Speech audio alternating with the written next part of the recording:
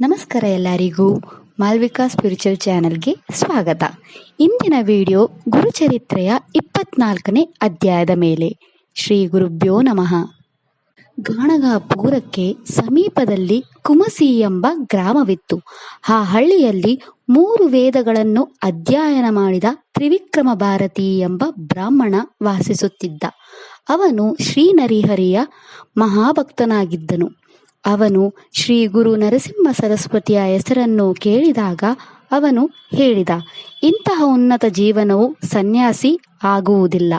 ಅವನು ಶ್ರೀ ಗುರುವನ್ನು ಈ ರೀತಿ ಟೀಕಿಸಿದನು. ಈ ವಿಷಯ ತಿಳಿದ ಶ್ರೀ ಗುರುಗಳು ಗ್ರಾಮಾಧಿಪತಿಗೆ ಕುಮಸಿ ಗ್ರಾಮಕ್ಕೆ ಹೋಗಲು ವ್ಯವಸ್ಥೆ ಮಾಡುವಂತೆ ತಿಳಿಸಿದರು.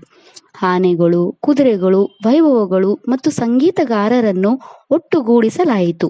ಶ್ರೀ ಗುರುಗಳನ್ನು ಪಲ್ಲಕ್ಕಿಯಲ್ಲಿ ಕೂರಿಸಲಾಯಿತು ಮತ್ತು ಕುಮಸಿ ಗ್ರಾಮದ ಕಡೆಗೆ ಭವ್ಯವಾದ ಮೆರವಣಿಗೆಯನ್ನು ಪ್ರಾರಂಭ ಮಾಡಲಾಯಿತು. ಎಂದಿನಂತೆ ತ್ರಿವಿಕ್ರಮ ಭಾರತಿಯು ಮನದಲ್ಲಿ ನರಹರಿಯ ಪೂಜೆಯನ್ನು ಮಾಡುತ್ತಿದ್ದನು. ಅವನು ಪ್ರಾರ್ಥಿಸುತ್ತಿರುವಾಗ ಅವನ ಮನಸ್ಸಿನಲ್ಲಿ ನರಹರಿಯು ಕಾಣಲಿಲ್ಲ. ಬದಲಾಗಿ ಎಲ್ಲ ವ್ಯಕ್ತಿಗಳು ಕೈಯಲ್ಲಿ ಕೋಲುಗಳನ್ನು ಹಿಡಿದುಕೊಂಡು ಶ್ರೀ ನರಹರಿಯ ರೂಪವನ್ನು ಹೊಂದಿರುವ ಸನ್ಯಾಸಿಗಳನ್ನು ನೋಡಿದ. ಇದನ್ನು ಕಂಡು ಬೆರಗಾದ ಅವನು ಶ್ರೀ ಗುರುಗಳನ್ನು ಟೀಕಿಸಿದ ವಿಷಯ ನೆನಪಾಯಿತು.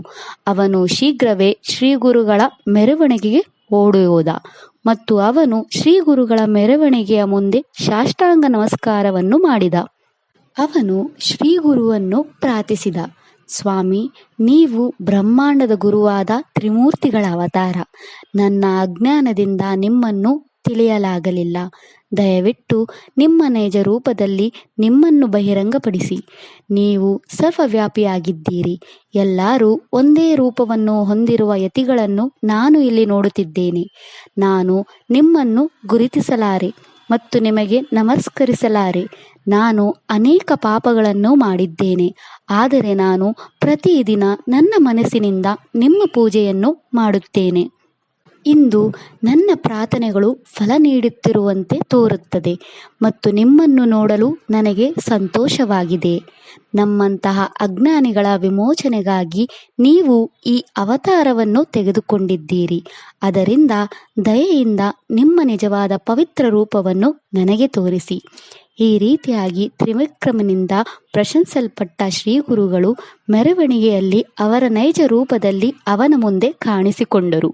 ಶ್ರೀ ಗುರುಗಳು ಅವರಿಗೆ ಹೇಳಿದರು, ನೀವು ನನ್ನನ್ನು ಟೀಕಿಸುತ್ತಿದ್ದೀರಿ ಮತ್ತು ನನ್ನನ್ನು ವೇಷಧಾರಿ ಎಂದು ಕರೆದಿದ್ದೀರಿ. ಈಗ ಹೇಳಿ, ಯಾರು ವೇಷಧಾರಿ ಎಂದು ಹೇಳಿದರು. ಇದಕ್ಕೆ ತ್ರಿವಿಕ್ರಮ ಹೇಳಿದ, ದಯಮಾಡಿ ನನ್ನನ್ನು ಕ್ಷಮಿಸಿ. ನನ್ನ ಅಜ್ಞಾನವನ್ನು ತೆಗೆದುಹಾಕಿ. ನಾನು ಅಜ್ಞಾನದ ಸಮುದ್ರದಲ್ಲಿ ಮುಳುಗುತ್ತಿದ್ದೇನೆ. ಜ್ಞಾನದ ದೋಣಿಯಲ್ಲಿ ನನಗೆ ಕೈ ನೀಡಿ ಮತ್ತು ನನ್ನನ್ನು ನಿಮ್ಮೊಂದಿಗೆ ಕರೆದುಕೊಂಡು ಹೋಗಿ. ಶ್ರೀಕೃಷ್ಣನು ಅರ್ಜುನನಿಗೆ ಹೇಗೆ ವಿಶ್ವರೂಪವನ್ನು ತೋರಿಸಿದನೋ ಹಾಗೆಯೇ ನೀವು ನಮ್ಮ ವಿಶ್ವರೂಪವನ್ನು ತೋರಿಸಿ ನನ್ನನ್ನು ರಕ್ಷಿಸಿದ್ದೀರಿ. ಓ ಬ್ರಹ್ಮಾಂಡದ ಗುರುವೇ, ನಿಮ್ಮ ಶ್ರೇಷ್ಠತೆಯನ್ನು ನನ್ನಂತಹ ಜನರು ಸಂಪೂರ್ಣವಾಗಿ ವಿವರಿಸಲು ಸಾಧ್ಯವಿಲ್ಲ. ಇದನ್ನೆಲ್ಲ ಕೇಳಿ ಶ್ರೀ ಗುರುಗಳು ಹೇಳಿದರು, ಈಗ ನಿನಗೆ ಪರಮಾರ್ಥದ ಬಗ್ಗೆ ತಿಳಿದು ಬಂದಿದೆ. ನಿನಗೆ ಪುನರ್ಜನ್ಮವಿಲ್ಲ. ಅದರಂತೆ ತ್ರಿವಿಕ್ರಮ ಭಾರತಿಯ ಆಶೀರ್ವಾದ ಪಡೆದು ಶ್ರೀ ಗುರುಗಳು ಗಾಣಗಾಪುರಕ್ಕೆ ಹಿಂತಿರುಗಿದರು. ಇದಿಷ್ಟು ಗುರುಚರಿತ್ರೆಯ 24ನೇ ಅಧ್ಯಾಯದ ಬಗ್ಗೆ. ಹೇಗೆ ಶ್ರೀ ಗುರುಗಳು ತಮ್ಮ ಭಕ್ತರ ಅಜ್ಞಾನ, ಅಹಂಕಾರ ನಾಶ ಮಾಡಿ ಅವರಿಗೆ ಮಾರ್ಗದರ್ಶನ ಮಾಡುತ್ತಾರೆ ಅಂತ. ಶ್ರೀ ಗುರುಭ್ಯೋ ನಮಃ. ವಿಡಿಯೋ ಇಷ್ಟ ಆದರೆ ಲೈಕ್ ಮಾಡಿ, ನಿಮ್ಮ ಫ್ಯಾಮಿಲಿ ಫ್ರೆಂಡ್ಸ್ ಅವರಿಗೆ ಶೇರ್ ಮಾಡಿ ಮತ್ತು ಚಾನೆಲ್ ಸಪೋರ್ಟ್ ಮಾಡೋಕ್ಕೆ ಸಬ್ಸ್ಕ್ರೈಬ್ ಮಾಡಿ. ಧನ್ಯವಾದಗಳು.